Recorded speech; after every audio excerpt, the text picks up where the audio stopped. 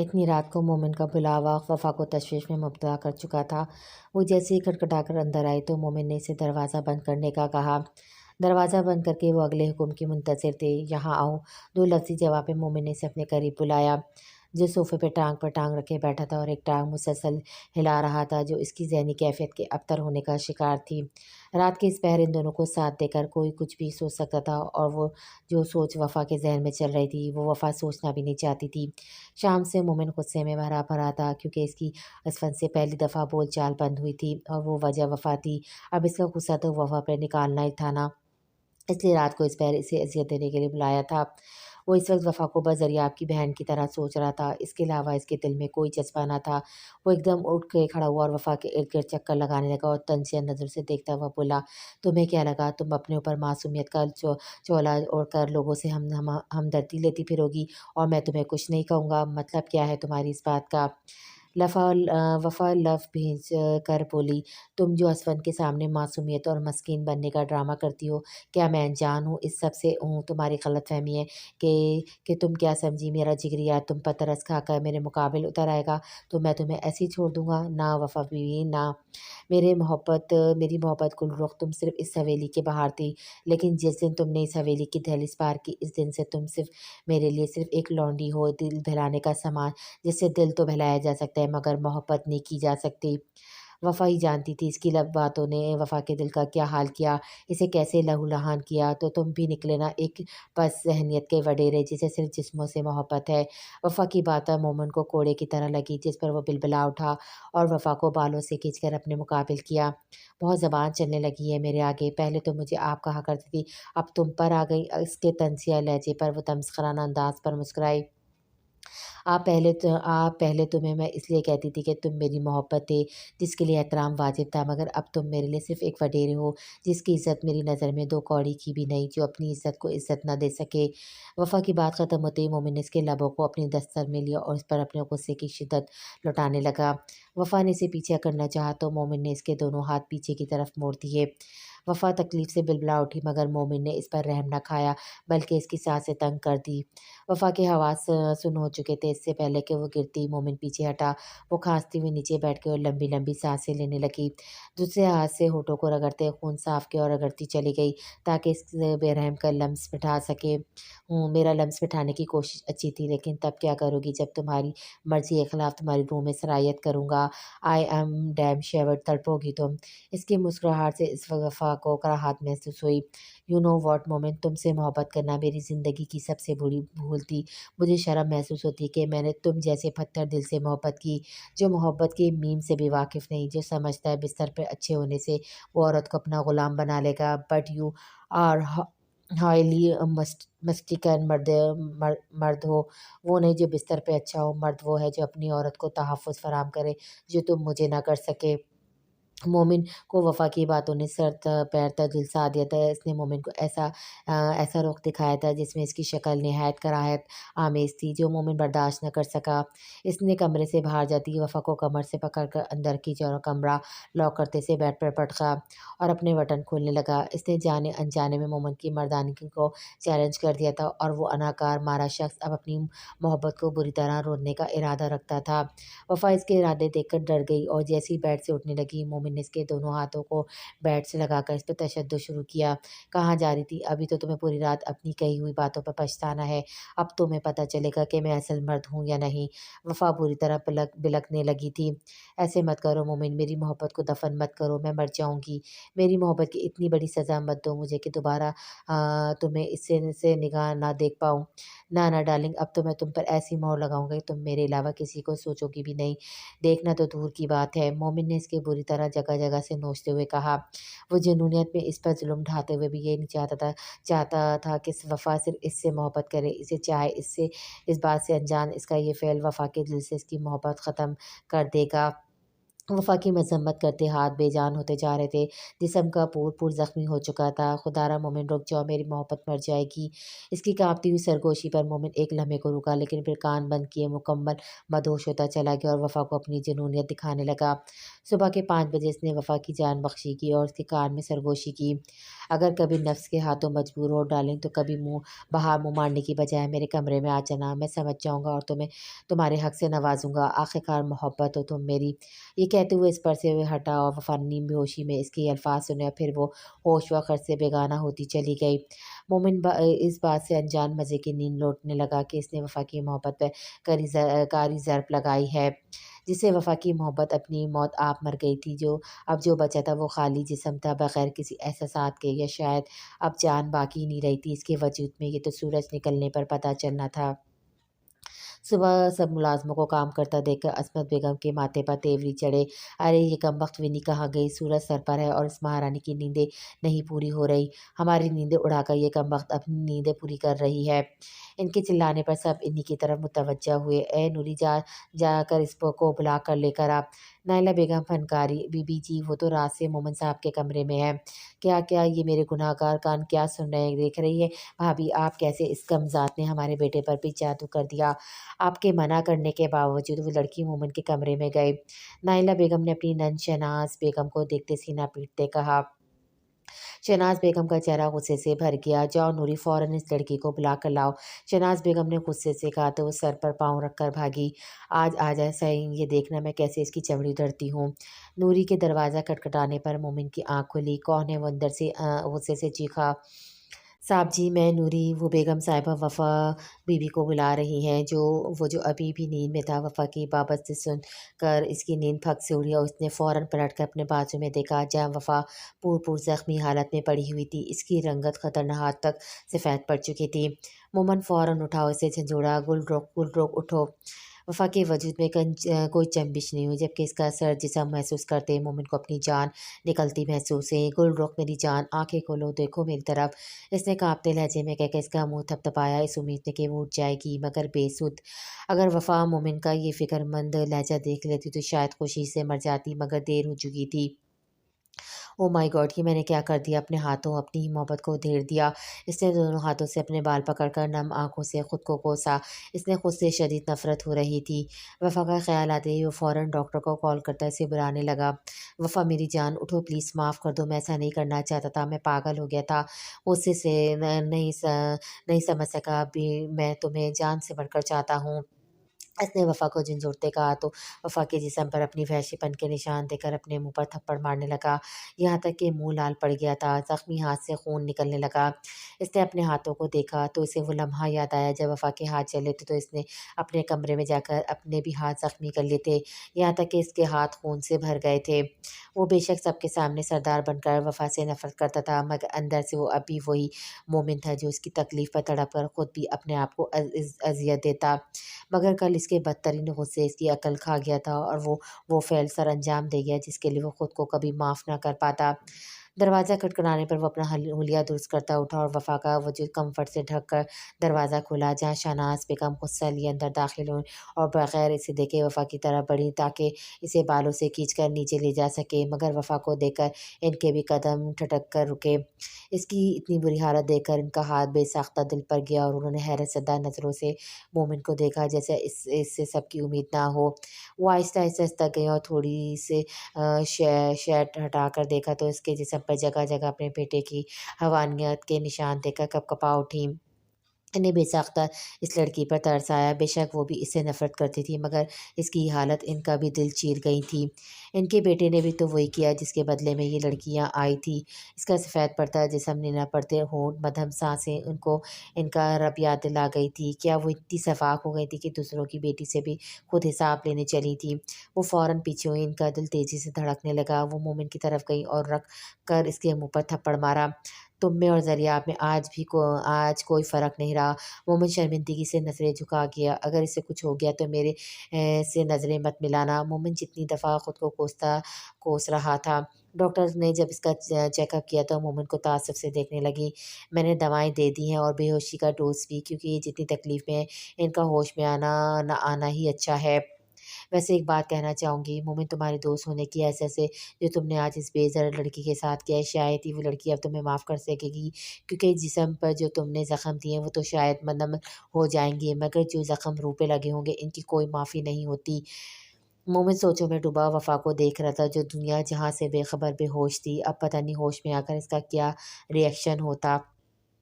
رات ہونے کو آئی تھی مگر وفا کمرے سے باہر نہ نکلی تو اسفندیار کو تشویش ہوئی۔ ایسا تو کوئی دن نہیں گزرا تھا جب گھر کے بڑوں نے مل کر اس سے کوئی کام نہ لیا ہو، تو پھر آج کیسے وہ نظر نہیں آ رہی۔ دل ہی دل میں خیریت کی دعا کرتے اس نے ادھر نظر دوڑائی مگر بے سود، وہ اسے کہیں نظر نہ آئے۔ کسی سے پوچھ کر وہ اس کا کردار بھی مشکوک نہیں کر سکتا تھا، اس لیے اس طرح خاموشی میں ہی بہتری جانی۔ رات جب وہ سب اپنے کمرے میں چلے گئے تو اس نے نوری کو اپنے کمرے میں بلایا اور وفا کا پوچھا، جس کے جواب میں اس نے کہا، وہ اسفند لالا وفا بی بی تو آج اپنے کمرے سے باہر نہیں آئی، ان کی طبیعت بہت خراب تھی، میں تو سرونٹ کوارٹر میں دیکھ کر آ رہا ہوں، وہاں تو وہ موجود نہیں ہے۔ جی وہ وہاں نہیں ہے، اس نے گڑبڑاتے ہوئے کہا۔ تو پھر کہاں ہے؟ اس نے حیرت سے پوچھا۔ وہ جی جب آپ رات کو چلے گئے تھے تو مومن لالا نے اسے اپنے کمرے میں بلایا، اتنے کہتے ہی وہ رکے اور ادھر دیکھنے لگی جیسے بولنا نہ چاہتی ہو۔ میں منتظر ہوں نوری، اپنی بات مکمل کرو، اس نے غصے سے کہا تو وہ فر شروع ہونے لگی کہ کیسے جب وہ رات کو یہاں سے گیا تو مومن نے وفا کو کمرے میں لایا اور اس کے بعد کیا کیا ہوا۔ اس کی ایک ایک بات سنتے اسفندیار کی آنکھوں میں سرخی پڑنے لگی، یہاں تک کہ اس نے سائڈ پہ پڑا ہوا ڈیکوریشن پیس ہاتھ مار کر نیچے پھینکا کہ نوری کی چیخ نکل گئی اور اسفند کا ہاتھ زخمی ہو گیا۔ یہ تم نے اچھا نہیں کیا مومن، اس کی سزا تمہیں بھگتنی پڑے گی۔ اس کی خون رنگ آنکھیں دیوار پر لٹکی ہوئی اپنی اور مومن کی تصویر کی طرف گئی، جسے دیکھتے ہی وہ چبا چبا کر بولا۔ وفا کو شام میں ہوش آ چکا تھا، تب سے مومن اس کی کیئر کر رہا تھا، کبھی کوئی دوائی دیتا تو کبھی کوئی، کبھی کھانا کھلاتا تو کبھی زخموں پہ پٹی کرتا، جبکہ وفا تو صرف سامنے والی دیوار کو گھورے جا رہی تھی۔ تب سے اب تک اس نے اپنی زبان سے ایک لفظ نہیں کہا تھا، نہ ہی مومن کی طرف دیکھا تھا، نہ ہی کوئی بات کی تھی۔ اس کی خاموشی مومن کو بری طرح چبھنے لگی تھی، تبھی اس نے بولنے میں پہل کی، میں وہ سب نہیں کرنا چاہتا تھا جو کل رات ہمارے درمیان ہوا۔ اگر تم مجھے غصہ نہ دلاتی تو میری انا کو ٹھیس نہ پہنچاتی تو ایسا کبھی نہ ہوتا، بہرحال آئندہ ایسا نہیں ہوگا۔ اس کے بولنے پر وفا نے ایک نظر اس کو دیکھا، جس کے چہرے پر شرمندگی تو تھی مگر پچھتاوا نہیں تھا۔ محبت میں آنا نہیں ہوتی اور جس محبت میں آنا ہو وہ محبت نہیں ہوتی، وفا نے خالی آنکھوں سے دیکھتے شگفتہ لہجے میں مومن کو کہا، جو اس کے لفظوں پہ تڑپ کر اسے دیکھنے لگا، تو کیا اس کی انا نے وفا کی محبت بھی ختم کر دی تھی؟ اسفندیار 2 دن سے وفا سے بات کرنے کی کوشش کر رہا تھا مگر وہ اسے دیکھ کر کترانے کی کر نکل جاتی اور وہ ہاتھ ملتا رہ جاتا۔ آج ایک ہفتے بعد اسے وفا سے بات کرنے کا موقع مل ہی گیا۔ وہ جانے لگی تو وہ ایک دم اس کے آگے آ کر رک گیا۔ وفا میری بات سنو، یوں کب تک کتراتی پھرتی رہو گی مجھ سے، جبکہ قصوروار بھی میں ہی ہوں۔ اس فن کے کہنے پر وفا نے اسے زخمی نظروں سے دیکھا، اس میں تمہاری کوئی غلطی نہیں، یہ تو میرے نصیب کا لکھا ہے جو مجھے مل رہا ہے۔ وہ الگ بات ہے کہ میں نے اپنے ماں باپ کا چنا رشتہ چھوڑ کر اپنی محبت کو ترجیح دی تو اس کی سزا تو مجھے ملنی ہی تھی۔ لیکن وفا کب تک خاموش رہ کر خود پر ظلم برداشت کرو گی؟ ایک نہ ایک دن تمہیں آواز اٹھانی پڑے گی، اور وہ دن چاہے آج ہی کا ہی کیوں نہ ہو۔ تم جانتی ہو تمہاری چپ میری بھی تکلیف کا باعث بن رہی ہے، خدا کے لیے اپنے لیے کچھ کرو، کیونکہ جب تک ہم خود اپنے لیے کچھ نہیں کریں گے کوئی ہمارے لیے کچھ نہیں کر سکتا۔ اس نے وہاں سے نکلتے ہوئے اسفند کے آخری فقرے پہ غور کیا اور سر جھٹک کر چلی گئی۔ وہ کچن میں کام کر رہی تھی کہ جبھی شازیہ کی آواز آئی، او لڑکی میرے لیے کافی لے کر آؤ، جو باہر مصروف انداز میں صوفے پہ بیٹھی اپنے ناخنوں پہ نیل پالش لگا رہی تھی۔ اور میرے لیے پکوڑے بھی کر لینا، کیونکہ میرا موڈ آج پکوڑوں کا ہو رہا ہے، ساتھ ہری چٹنی نہ لانا بھولنا۔ وفا نے جیسے ان دونوں کی آواز سنی تو برتن پٹک کر شیلوں پہ رکھے، ان دونوں نے اس کے ناک میں دم کر رکھا تھا۔ اس عرصے میں ان دونوں لڑکیوں نے اس کی تکنی کا ناچ نچا کر رکھ دیا تھا اور آج وفا کی بس ہو چکی تھی۔ آخر کب تک برداشت کرتی وہ ان کی من مانیاں؟ اور پھر صبح سے اس کے ذہن میں اسفندیار کی باتیں گردش کر رہی تھی، جس پر عمل درآمد کرنے کا اس نے سوچا، اور اس کے ذہن میں ایک شیطانی سوچ آئی اور اس نے اس سوچ پر فوراً عمل کیا۔ ایک کمبخت کہاں مر گئی؟ آدھے گھنٹے تک جب وہ باہر نہ گئی تو شازیہ تلملاتی ہوئی کچن کچن کے دروازے سے اندر داخل ہو کر اس کی کلاس لینے کے لیے لگی کہ اس کا پاؤں پھسلا اور وہ منہ کے بل نیچے گر کر زمین کو سلامی دے گئی، جس کو دیکھتے ہی وفا کا کہکمہ بے ساختہ تھا اور باقی ملازمین بھی اس کی حالت دیکھ کر سر جھکائے ہنسنے لگے۔ ہائے امی مر گئی میں۔ شاہزادے نے کرب دے کر دہائی دی اور نازیہ کو اپنی مدد کے لیے بلایا۔ ارے کہاں ہو شاہجی، تمہیں تو اس کلموئی کو لانے بھیجا تھا، تو پھر اس سے پہلے کہ وہ اپنی بات مکمل کرتی وہ بھی دھڑام سے زمین پر گرے تیل کی وجہ سے شاہزادے کے اوپر ہی گر گئی، جس کے باعث ان دونوں کا سر ٹکرا گیا اور پھر ان دونوں کی چیخیں تھیں، ہائے اماں میری ٹانگ۔ نازو نے اپنا رونا رویا۔ ان دونوں کی ہی کمر، ٹانگیں اور بازو اچھے خاصے ڈیمیج ہو چکے تھے، جو وفا کے دل میں لڈو پھوٹنے کا کام کر رہے تھے، جس کا اندازہ اس کے چہرے پہ کھنکتی ہنسی سے ہو رہا تھا، جو شاید اس حویلی کے در و دیوار نے پہلی دفعہ سنے تھے۔ اسفندیار جو وہاں سے گزرا تھا، اس کے کہک میں فوراً کچن کی طرف گیا۔ کتنی دیر بعد اس نے وفا کو یوں کھل کر ہنستے دیکھا تھا۔ آج تو اس کی دلی مراد پر آئی تھی۔ اس کا دل وفا کو خوش دیکھ کر بےحد خوش ہو چکا تھا اور شاہزی اور نازی کو نیچے گرا دیکھ کر اس کی ساری کارستانی سمجھ گیا۔ اسفندیار کو دروازے میں کھڑا دیکھ کر وفا نے معصومیت سے دونوں کندھے اچکائے کہ جیسے میں نے کچھ نہیں کیا، یہ ان کا اپنا قصور تھا، جس پر اسفند نے سر دھنتے ہوئے شرارتی انداز میں سے اشارہ کیا، جیسے کہنا چاہ رہا ہو جیسے میں تمہیں جانتا ہی نہیں، اور سر جھٹک کر ہنستے ہوئے باہر نکل گیا۔ جو بھی تھا وہ بہت خوش تھا۔ اب اسے یقین تھا پرانی وفا جلد لوٹ آئے گی، مگر کئی لوگوں کو خوشیوں کے لیے بہت سی آزمائشوں سے گزرنا پڑتا ہے۔ ڈیرے پر اسفندیار اپنے ایک دوست سے ملنے آیا تھا جب مومن نے اس کا راستہ روکا۔ اسفندیار مومن کو دیکھ کر اس کے قریب سے نظر انداز کر کے گزر جانا چاہتا تھا، مگر مومن کے راستے میں آنے سے اسے روکنا پڑا۔ ایسی بھی کیا ناراضگی اسفند کہ تم نے 2 ماہ سے مجھ سے بات ہی نہیں کی؟ مومن کے شکوے پر اسفند نے لب بھینچے، اور ویسے اسے مومن کی وفا سے کی گئی بدتمیزی پر غصہ تھا۔ اس نے پھر جواب دے بغیر نکلنا چاہا تو مومن پھر اس کے راستے میں حائل ہوا۔ تم جواب دے بغیر نہیں جا سکتے، اس نے کڑے تیوروں سے کہا۔ میرے راستے سے ہٹ جائیے سردار صاحب، کیونکہ میں ایک سخت وڈیرے سے بات کر کے اپنا وقت ضائع نہیں کرنا چاہتا جو اپنی بیوی کو عزت نہ دے سکے۔ اس نے جب کہا تو اس کا لہجہ برف کی طرح سرد، جبکہ آنکھیں مومن کو نگلنے کے در پر تھیں۔ مومن شزد رہ گیا۔ بھلا ذریعہ آپ کو کیسے پتہ چلا اس بات کا؟ اس کو حیرت میں دیکھ اسفند بولا، حیران مت ہو، میں بھی اس حویلی میں رہتا ہوں جس میں تم اور ایسی باتیں چھپائے نہیں چھپتی۔ اس نے مومن کو دیکھ کر طنز کیا۔ اسفند تم ایسے تو نہ تھے؟ مومن نے اس کا آگ برستا لہجہ سن کر کہا، میں بھی تمہیں ایسا نہیں سمجھتا تھا مومن، لیکن اس خون بہا کی نیچ رسم نے مجھے تمہارا اصل رنگ بھی دکھا دیا۔ اب مجھے تمہارے ساتھ ایسے رویے پر کوئی پچھتاوا نہیں، اور اگر تم چاہتے ہو ہم پہلے جیسے ہو جائیں تو دوبارہ وہی مومن بن جاؤ جو سب کا اپنا تھا اور گلرخ کی محبت تھا۔ وہ اسے حیران چھوڑ کر جا چکا تھا۔ اے لڑکی جا ذرا میرے بیٹے کے بھی کمرے میں جائے دے آ، بیچارہ صبح سے سر درد کا شکار ہے۔ نائلہ بیگم نے وفا کو گھورتے ہوئے آرڈر دیا جیسے وہ ان کی زر خرید غلام ہو۔ وفا جو سب مہمانوں کو لاؤنج میں چائے ڈال کر دیکھ رہی تھی، ان کی بات پر چونک کر انہیں دیکھا۔ میں، اس نے عجیب بیزاری سے کہا۔ نہیں تو اور کیا، تیرے نوکر یا جا دفعہ ہو، لے کر جا اور باہر باغ کی صفائی کر آ کر۔ وفا نہ چاہتے ہوئے بھی قاسم کے کمرے کی جانب بڑھی۔ اس سے یہ بندہ شروع دن سے ہی زہر سے بدتر لگتا تھا، جو ہر وقت اسے ہوس بھری نظروں سے دیکھتا رہتا، کبھی اکیلے میں اس پر شوق فخرے کھنستا۔ وہ جتنا اسے اگنور کرتی وہ اور جان کر اسے ارد گرد منڈلاتا۔ انہی سوچوں میں وہ اس کے کمرے کے باہر پہنچ گیا اور زہر کا گھونٹ پیتے دروازہ کھٹکھٹایا۔ اندر سے اجازت ملتے ہی وہ اندر داخل ہوئی۔ وہ جو بیڈ پر آڑے ترچھے انداز میں لیٹا تھا، وفا کو اندر آتا دیکھ کر بجلی کی تیزی سے اٹھا۔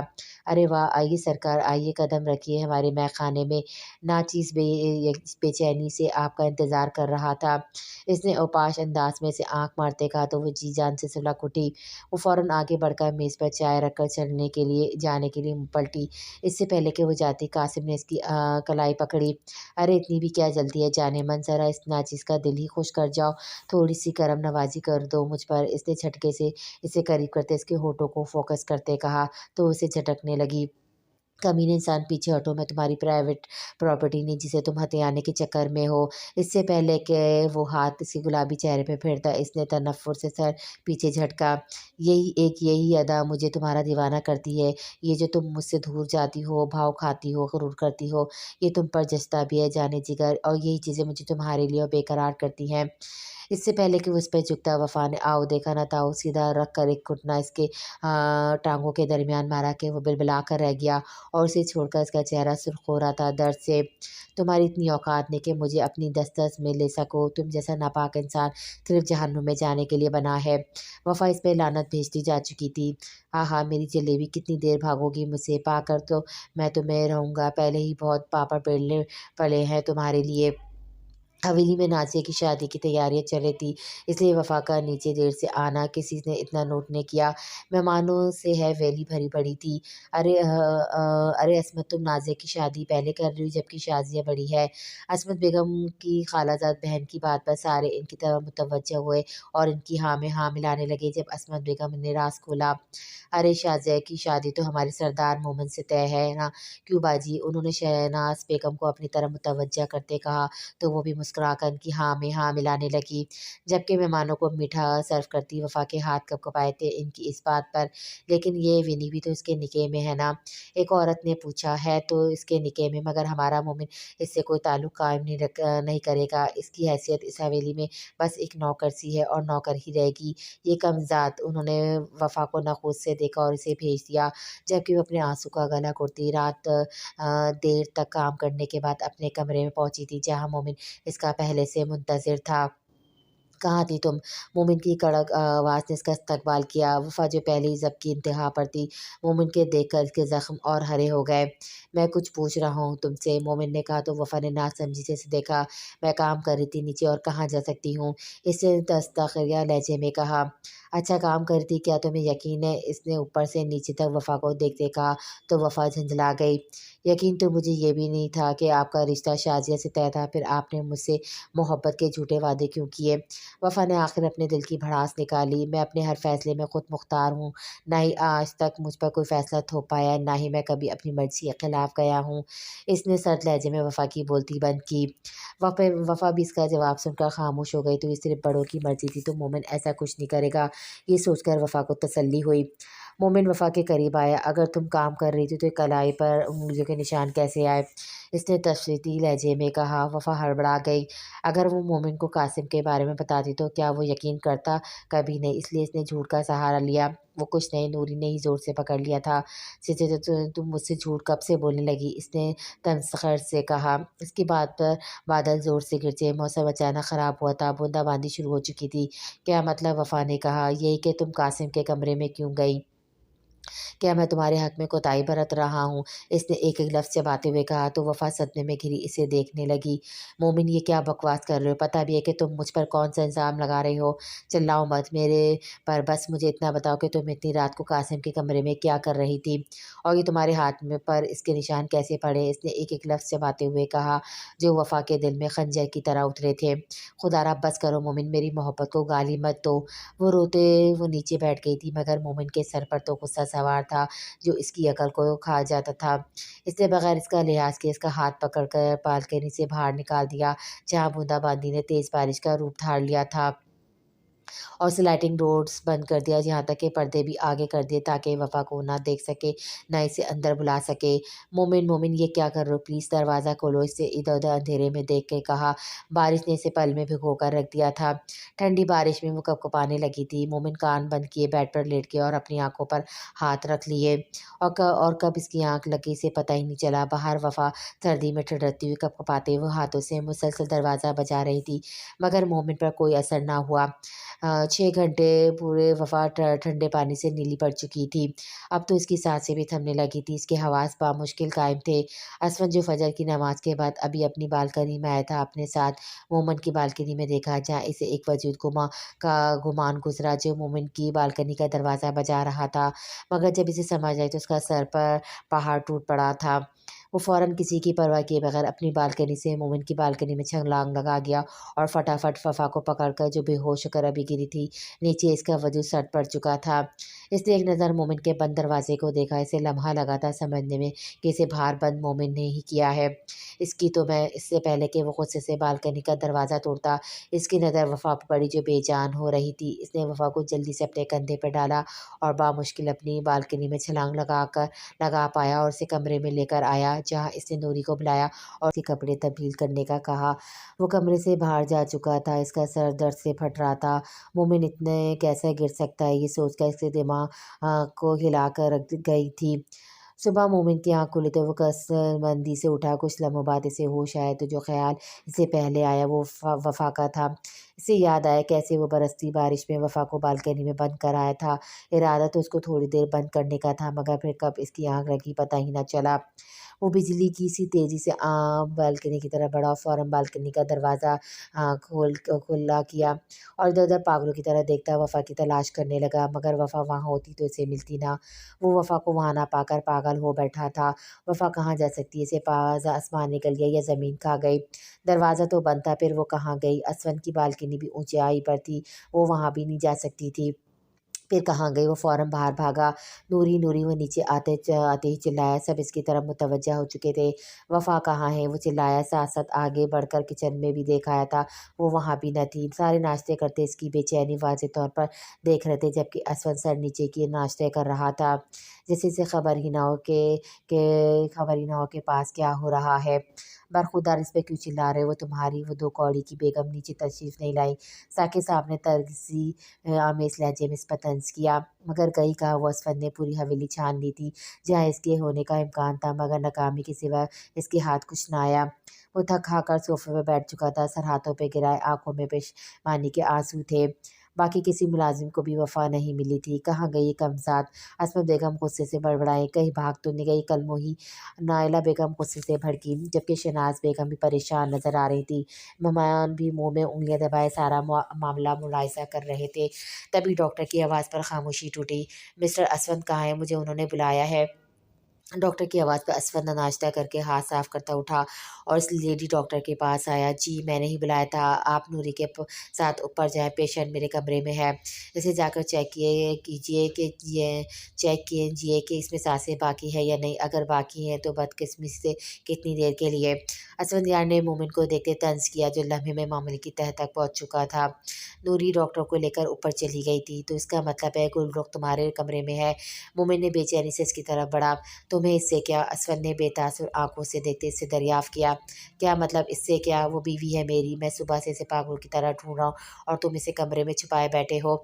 مومن نے غراتے ہوئے اسون کا گریبان پکڑا، جس کے نتیجے میں ایک زوردار دھمکا اسون یار نے مومن کے منہ پہ رسید کیا تاکہ وہ کرا کر پیچھے گرا۔ جب وہ اٹھا تو اس کی آنکھوں میں حیرت تھی۔ اس نے حیرت سے اپنے منہ سے نکلتا خون صاف کیا۔ تمہاری اتنی ہمت کہ تم مجھ پر ہاتھ اٹھایا؟ مومن کا عزلی غصہ بھی عود کر گیا اور منٹوں میں دونوں بری طرح گتم گتا ہو چکے تھے۔ سب ان کو دیکھ کر بری طرح ڈر کر پیچھے ہوئے۔ دونوں ہی کسی سے کم نہیں تھے، ایک سے بڑھ کر ایک تھے۔ دونوں لمحوں میں لہو لہان ہو گئے تھے، جبکہ اسون بھی ابھی بھی باز نہیں آ رہا تھا۔ اس نے مومن کو ایک اور دھکا دیا جو وہ منہ کے بل پیچھے گرا۔ کیا کہہ رہا ہے کمینے؟ بیوی ہے تیری، بیوی کے ساتھ کوئی یہ سلوک کرتا ہے؟ وہ دھاڑا۔ آپ لوگ جو صبح سے اپنی بیوی کے لیے پریشانی دیکھ رہے تھے، وہ پریشانی نہیں تھی بلکہ پشیمانی تھی۔ وہ سب مہمانوں کو دیکھ کر بولا، رات کو اس نے اپنی بیوی کو بالکنی میں ٹھٹرتی بارش میں بند کر دیا تھا کہ صبح تک وہ نیلی پڑ گئی تھی، اس کی سانسیں تھم چکی تھیں، اور اب کمینے تیری محبت امڑ رہی ہے اس کے لیے، یہ دیکھنے کے لیے کہ وہ مر گئی ہے یا اگر زندہ ہے بدقسمتی سے تو کدھر ہے؟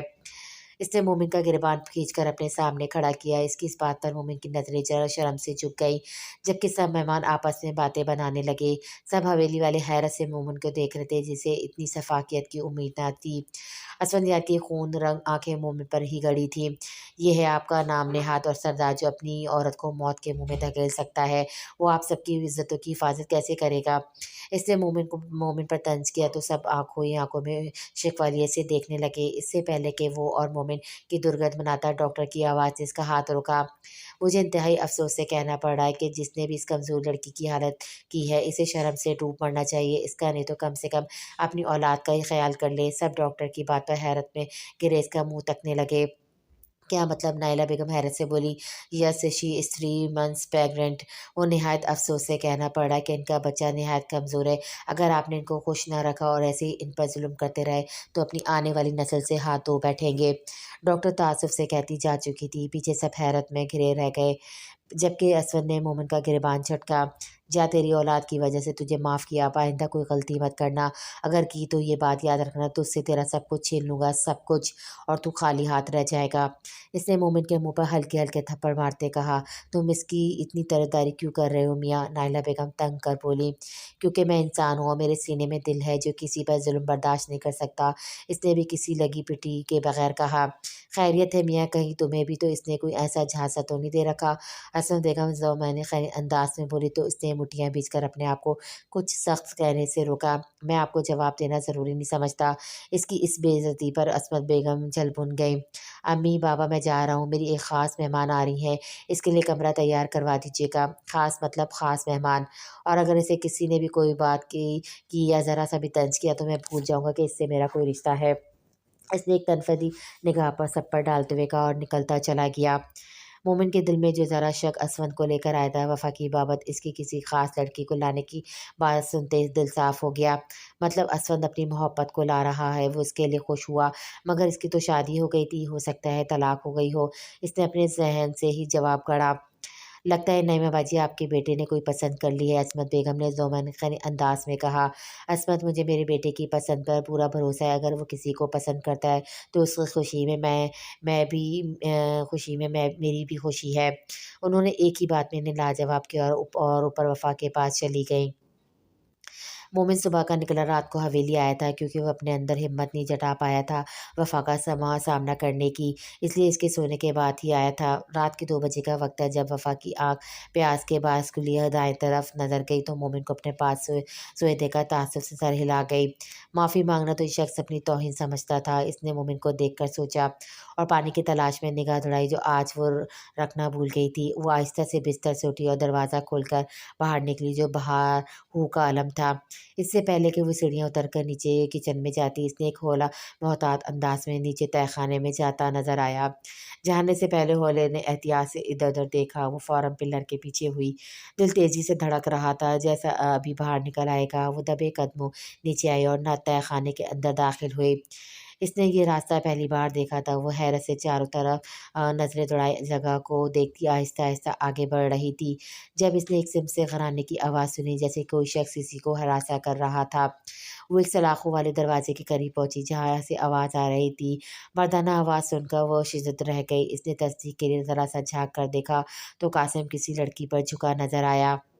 اس نے بامشکل خود کو چیخنے سے روکا۔ قاسم نے اس لڑکی کو جو کہ زخمی حالت میں تھی اس کا منہ دبوچتے ہوئے کہا، آج میں اپنا دل خوش کرنے تیرے پاس آیا ہوں، چل فٹافٹ بغیر کسی مذمت کے میری رات رنگین کر، خدا را مجھے چھوڑ دو، رحم کرو۔ آگے سے وہ لڑکی گڑگڑائی۔ وفا کو اپنے گلے میں آنسو کا گولا اٹکتا ہوا محسوس ہوا۔